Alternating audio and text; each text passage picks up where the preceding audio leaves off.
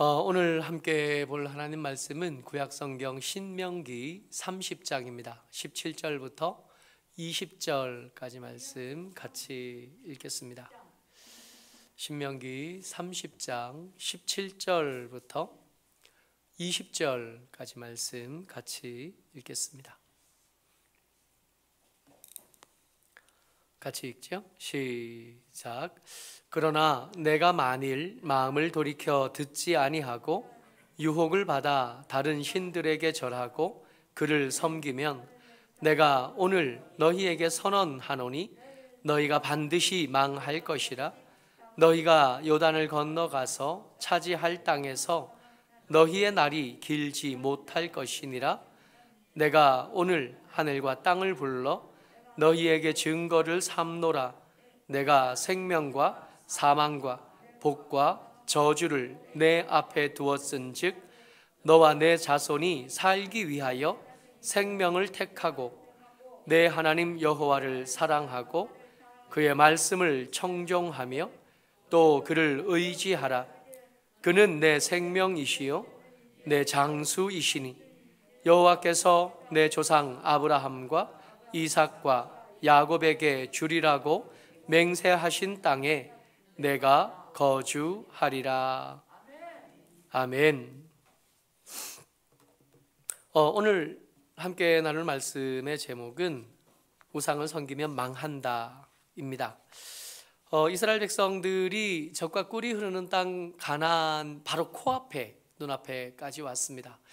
그 앞에 도착하고 이제 여정은 다 끝났고요. 이제 모세가 백성들에게 마지막 설교를 했고 그 설교가 기록된 것이 신명기인데 그 마지막 설교에서도 30장쯤 되면 이제 말미가 된 겁니다. 해야 될 얘기는 다 했고요. 그 해야 될 얘기로 이제 결론을 만들어 가고 있는 겁니다. 이 결론 부분에서 두드러지게 눈에 띄는 것은 뭐냐면 하나님께서 젖과 꿀이 흐르는 땅, 그 땅에 가게 되면 갈래길을 만나게 될 거다 말씀하셨다는 거예요. 두 가지를 앞에 두셨다는 겁니다. 두 가지를 두셨으니까 그 중에 하나를 선택하게 되겠죠. 이 선택의 기로에 우리가 서 있습니다. 젖과 꿀이 흐르는 땅을 앞에 둔 사람도 그렇지만 매일의 삶을 살아가는 여러분들과 제게도 매번 이 두 갈래 길에서 한 가지를 선택하고 그 선택한 것에 대한 책임을 질 것을 요구당하게 되는 겁니다. 그 갈래가 이렇게 나타났습니다.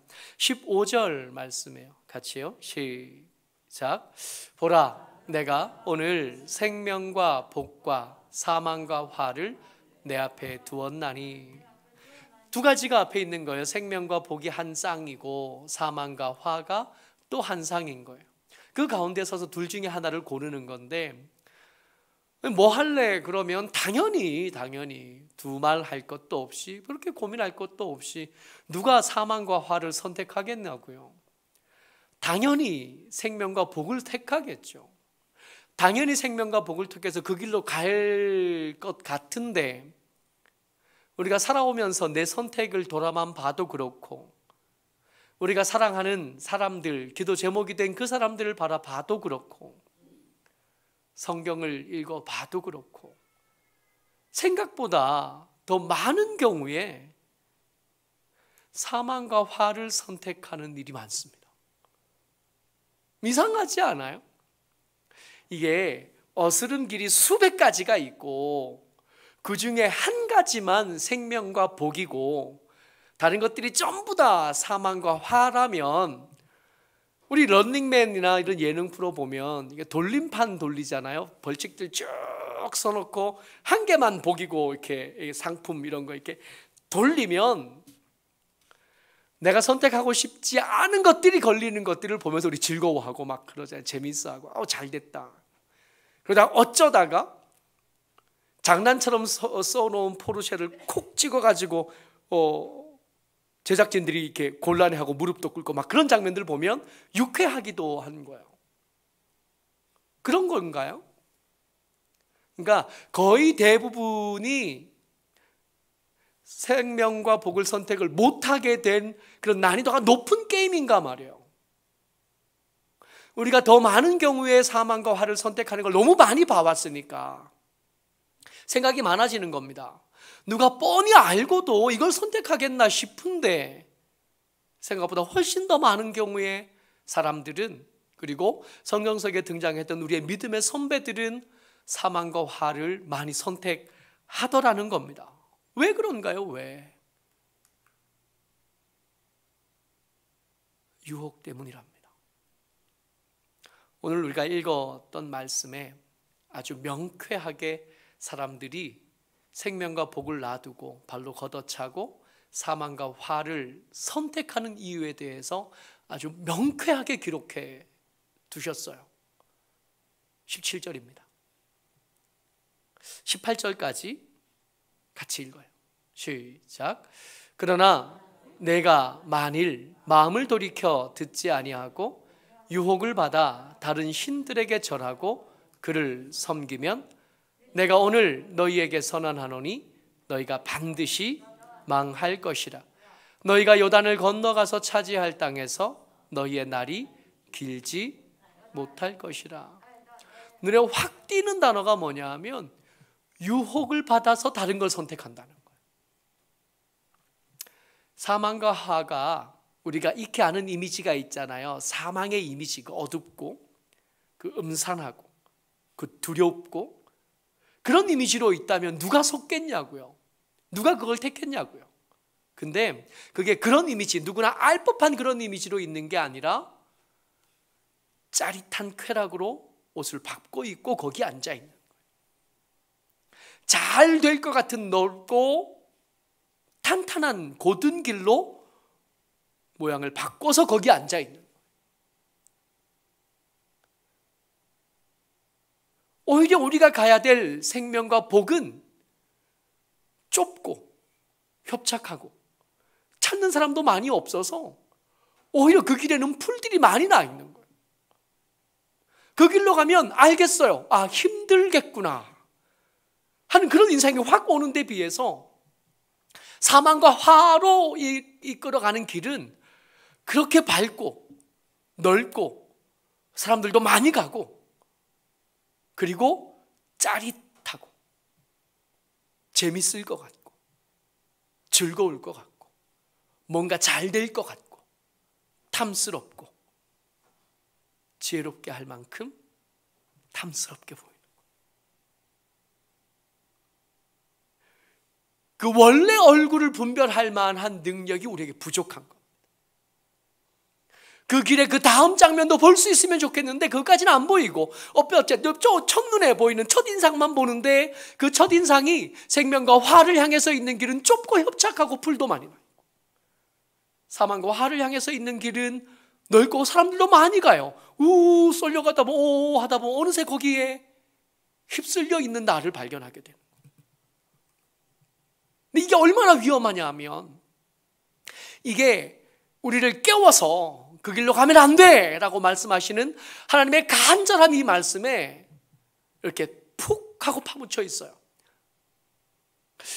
다시 한번 말씀 17절에 보면 그러나 내가 만일 마음을 돌이켜 듣지 않고 유혹을 받아 다른 신들에게 절하고 섬기면이라고 하는 섬기면이라는 단어랑 18절에 등장하는 내가 오늘 너희에게 선언하노니 너희가 반드시 망할 것이라 하는 이 망하다라는 단어의 발음이 똑같아요. 어떻게 되어 있냐면 이렇게 되어 있는 거예요. 이렇게 옆에 제가 히브리어를 써가지고 왔어요. 절하고 그를 섬기면, 섬기면이라는 단어가 저런 모양으로 생겼는데 저렇게 생긴 단어를 어떻게 읽냐 하면 아바드라고 읽어요. 그 밑에 망할 것이다 하는 그 망하다라는 단어가 모양이 다르잖아요. 모양이 다른데 똑같이 읽어요. 밑에 것도 어떻게 읽냐 하면 아바드라고 읽어요.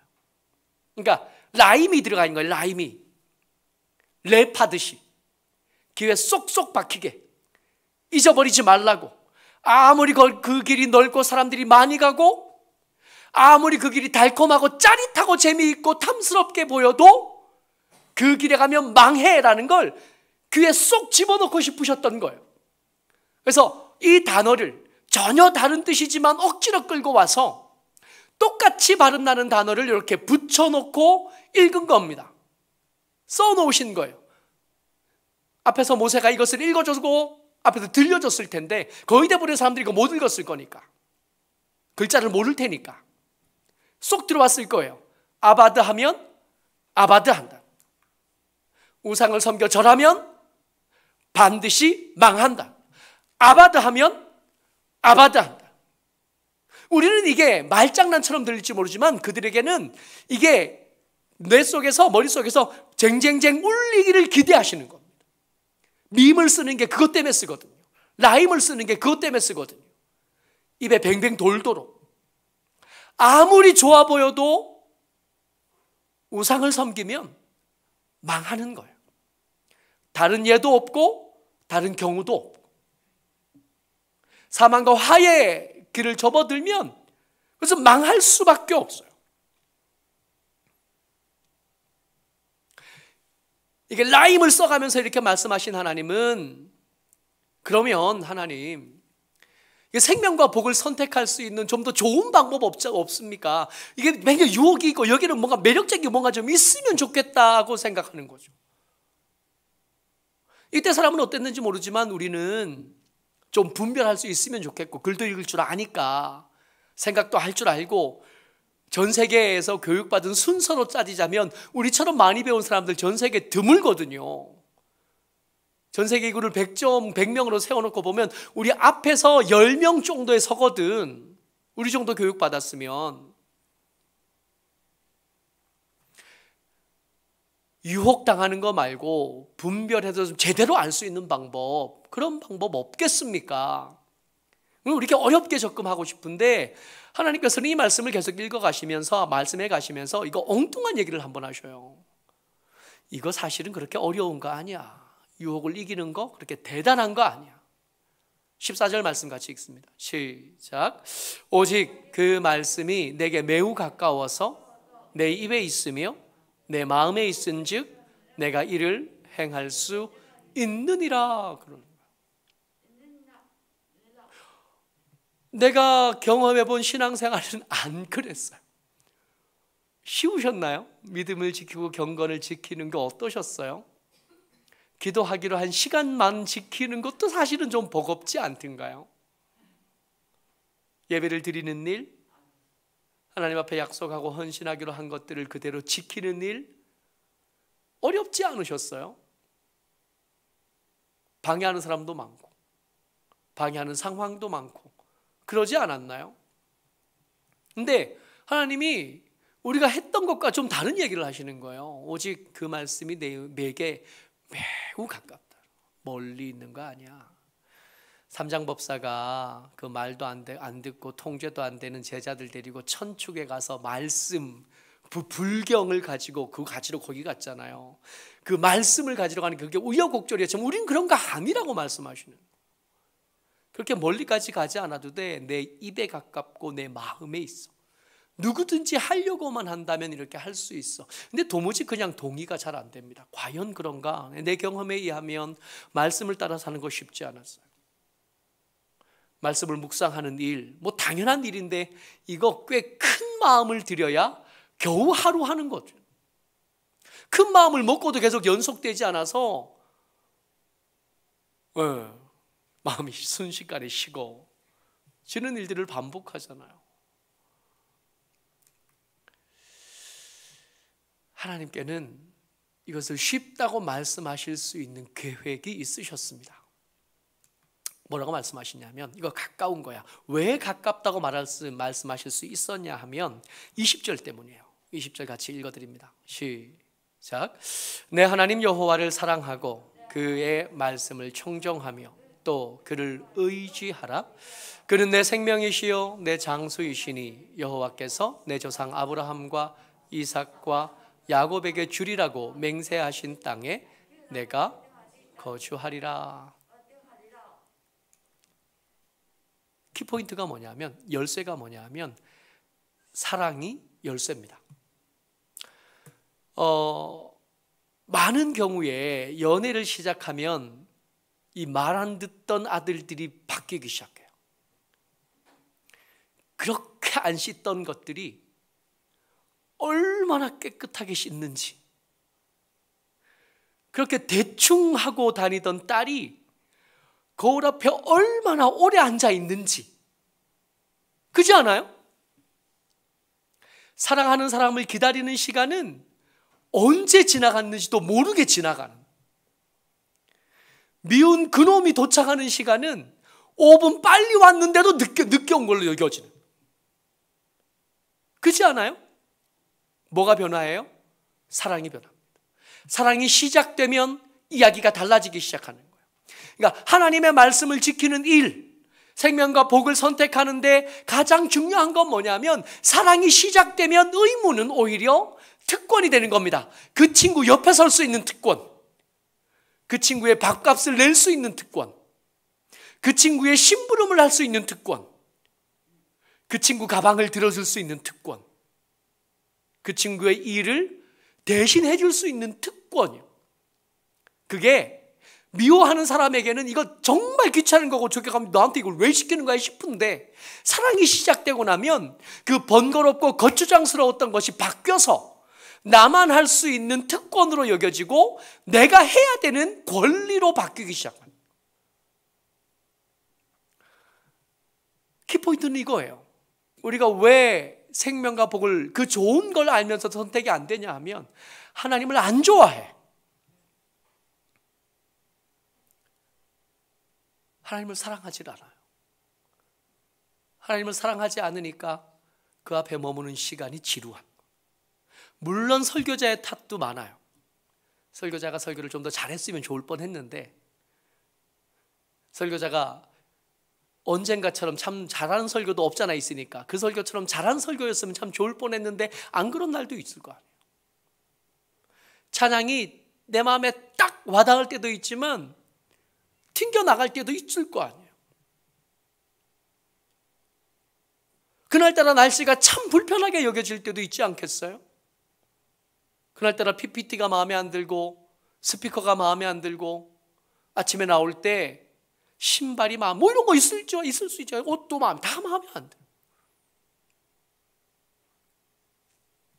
사랑이 식으면 일어나는 일입니다.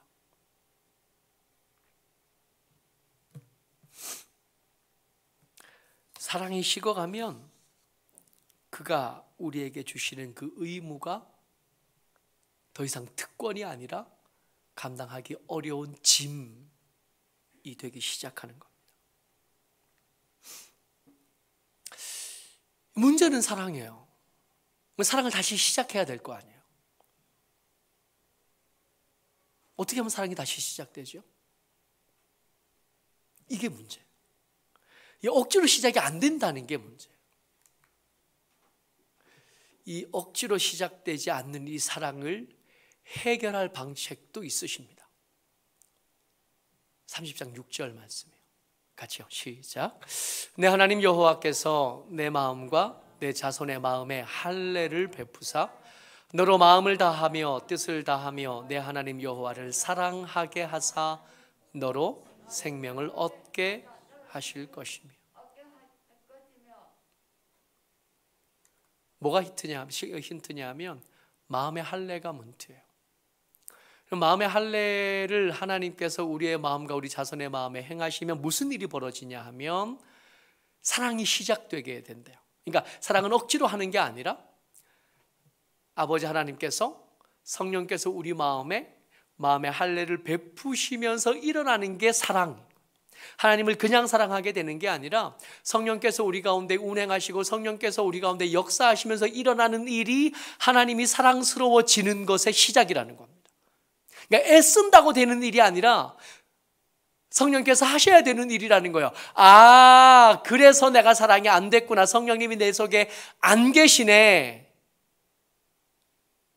이러면 사실은 더 큰 문제인 거 아니에요? 내 탓이 아닌 거네. 내게 하나님의 사랑이 식어진 것, 내게서 하나님의 사랑이 식어진 것은 내 탓이 아니라 아버지 하나님께서 내 마음의 할례를 행하지 않으셨기 때문에 안 된 거네. 그러면 정말 더 슬퍼지는 거예요. 나는 하나님의 사람이 아닌가? 하나님의 성령이 나를 포기하셨나? 어쩐지 그래서 찬양을 해도 마음이 뜨거워지지 않고 말씀을 읽어도 심드렁하고 심지어 내 옆에 사람이 은혜를 받고 있는데 그 은혜의 도가니 속에서 나만 맹숭했던 게 하나님께서 내게 할례를 행하지 않으셨기 때문에 난 하나님의 자녀가 아니게 되는 건가? 안 그래도 교회 오는 게 너무 힘들었는데 이제는 나갈 수 있는 핑계가 생긴 건가? 하는 생각이 드는 겁니다.